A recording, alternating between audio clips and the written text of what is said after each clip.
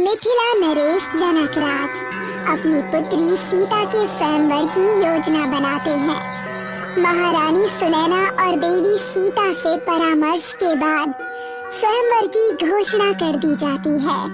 सीता स्वयंवर का शुभ समाचार सुनकर देश विदेश, राजे महाराजे, युवराज और राजकुमार मिथिला आने लगते हैं। लंकापति रावण भी इस स्वयंवर में सम्मिलित होता है। मिथिला में लंकापति रावण का स्वागत है। रावण सीता स्वयंवर में अपना लक्ष्य अवश्य प्राप्त करेगा।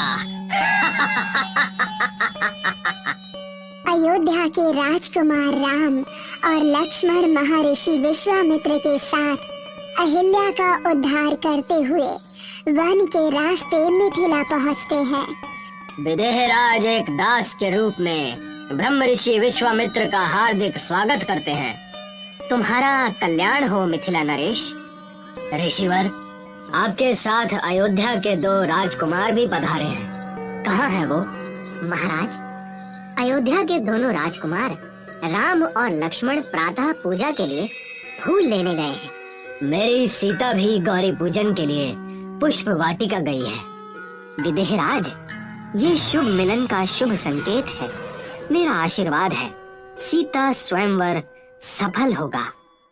राम और लक्ष्मण पुष्प वाटिका से पूजा के लिए फूल तोड़ रहे हैं। पुष्प वाटिका सुंदर, आकर्षित और मनमोहक है। लक्ष्मण, मुझे तो इस वाटिका में साकेत लोक की छवि दिखाई देती है। गुरु विश्वामित्र इन पुष्पों को देखकर अवश्य प्रसन्न होंगे। राम और लक्ष्मण पुष्प वाटिका से पुष्प तोड़ने में मग्न है। तभी देवी सीता की सखी वहां से निकलती है। राम और लक्ष्मण की दिव्यता देखकर वो मुग्ध और ठगी सी रह जाती है। सखी इन दोनों राजकुमारों के विषय में बताने के लिए सीता के पास जाती है। राजकुमारी जी। सखी, लतिका पुष्प वाटिका में ऐसा क्या देख लिया जिससे तुम बौरा गई हो? मैंने जिन्हें देखा है, यदि आप उन्हें देखेंगी तो आप भी अपना चित्त खो बैठेंगी। वाटिका में कोई सुंदर पक्षी आया है क्या?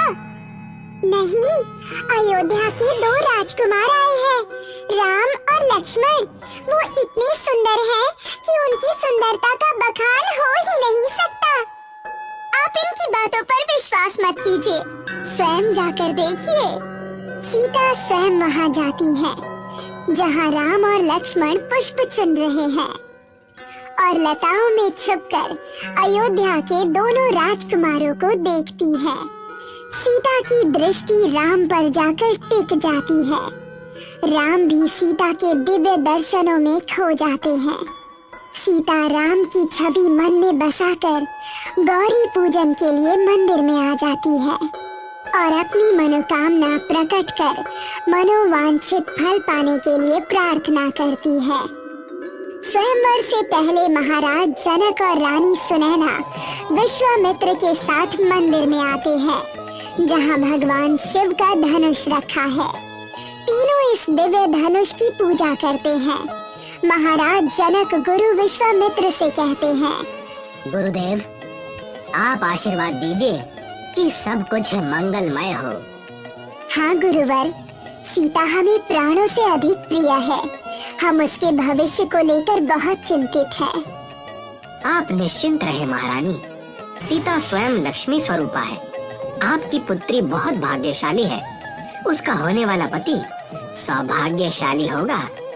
विश्वामित्र के मीठे वचनों से राजा जनक और रानी सुनैना संतुष्ट और धैर्य का प्रसाद लेकर अपने महल चले जाते हैं। ब्रह्म ऋषि विश्वामित्र भगवान शिव की आराधना करने लगते हैं।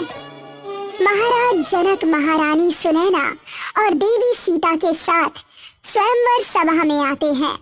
स्वयंवर सभा में रावण सहित अन्य राजे महाराजे और राजकुमार पहले से ही अपने अपने स्थानों पर बैठे हैं।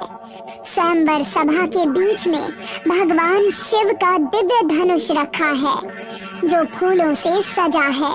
स्वयंवर की घोषणा होने से पहले गुरु विश्वामित्र राम और लक्ष्मण के साथ स्वयंवर सभा में प्रवेश करते हैं। देवी सीता राम को देखकर मंद मंद मुस्काती है। गुरु विश्वामित्र राम और लक्ष्मण के साथ अपने आसन पर विराजमान होते हैं। विदेह राज जनक स्वयंवर सभा में उपस्थित सभी अतिथियों का हार्दिक स्वागत करता है। सीता स्वयंवर का प्रण आप सब जानते हैं कि इस स्वयंवर सभा में जो वीर शिव धनुष पर प्रत्यंचा चढ़ाने में सफल होगा, मेरी पुत्री सीता उसे ही वरमाला पहनाएगी। मेरे प्रण से यदि आप सब सहमत हैं, तो स्वयंवर का शुभ आरंभ किया जाए।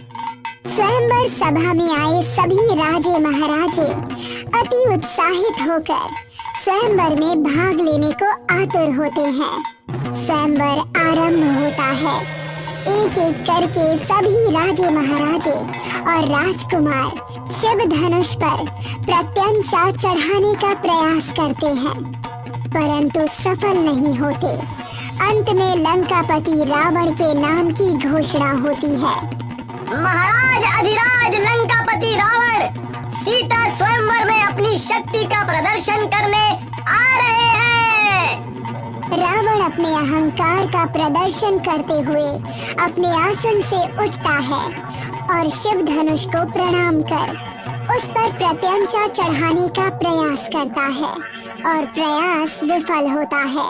स्वयंवर सभा में रावण का उपहास होता है, जिससे रावण चिढ़कर शिव धनुष पर पुनः प्रत्यंचा चढ़ाने की चेष्टा करता है। अंत में रावण को भी निराश होकर लौटना पड़ता है। स्वयंवर सभा में सन्नाटा छा जाता है। देवी सीता राम की तरफ देखकर चिंतित होती है और विश्वामित्र राम और सीता को देखकर गूढ़ मुस्कुराते हैं। सीता स्वयंवर का संकल्प कोई पूरा नहीं कर सका। ऐसा लगता है जैसे धरती शूरवीरों से खाली हो गई है। कदाचित मुझे सीता स्वयंवर का प्रण बदलना होगा।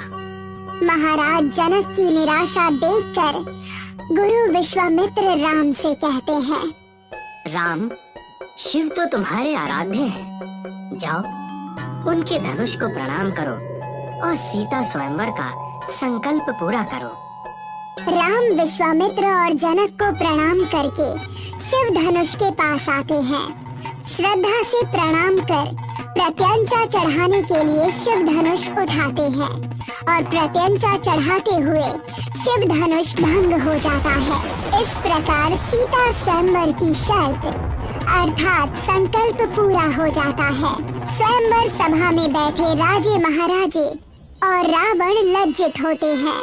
महाराज जनक और महारानी सुनैना राम की वीरता पर गौरवान्वित होती है। देवी सीता प्रसन्न होती है। लक्ष्मण हर्ष से फूले नहीं समाते और विश्वामित्र राम को आशीर्वाद देते हैं। महाराज जनक, राम ने सीता स्वयंवर का संकल्प पूरा कर दिया है। कृपया आप सीता को आज्ञा दें कि वो राम को वरमाला पहनाए। जो आज्ञा गुरुदेव। पुत्री सीता, राम को वरमाला पहनाकर सीता स्वयंवर का पटाक्षेप करो। देवी सीता अपनी सखियों के साथ वरमाला लेकर राम के पास आती है और वरमाला पहनाकर राम को पति के रूप में स्वीकार करती है। राजा जनक, रानी सुनैना, लक्ष्मण और विश्वामित्र सहित उनका स्वागत करते हैं और शुभकामनाएं देते हैं।